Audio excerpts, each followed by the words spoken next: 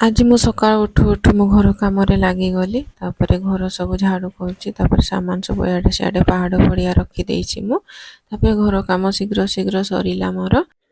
ତାପରେ ମୁଁ ବାହାରେ ଆସିକିନା ଦେଖୁଛି ଯେ ମୋ ହଜବେଣ୍ଡ ମୋର କାମ ଆହୁରି ବଢ଼େଇ ଦେଇଛନ୍ତି। ମୋ ପୁତୁରା ସହିତ ସାଇଜ୍ କରୁଛନ୍ତି। ତାପରେ ମୁଁ ସବୁ କ'ଣ କଲି ନା ସବୁ ଡାଳ ସବୁ ନେଇକିନା ସାଇଜ୍ କରିକିନା ରଖିଦେଉଛି ବାହାରେ। ତାପରେ ମୋ ଦିଦି ବି ମୋତେ ଟିକେ ହେଲ୍ପ କଲା। ମୋ ଦିଦି ସହିତ 2 ଜଣ ମିଶିକିନା ସବୁ ଡାଳ ସବୁ ଫିଙ୍ଗି ଦେଉଛୁ ସେଠି ବାହାରେ। ତାପରେ ସବୁ ଡାଳ ଫିଙ୍ଗି ସାରିଲା ପରେ ଏଠି ପତ୍ର ସବୁ ଆମେ ଝାଡ଼ୁ କରିକିନା ଗୋଟେ ଜାଗାରେ ଜମା କରିକିନା ପକେଇବା ଏବେ। ତାପରେ ଚାଲ ଏବେ ଗାଧେଇକିନା ଆସିବା। ଭୂତ ବଢ଼ିଆ ବି ଦେଖାଗଲିନି। ତାପରେ ଏଠି ମୁଁ ଗାଧେଇ ସାରିଲି।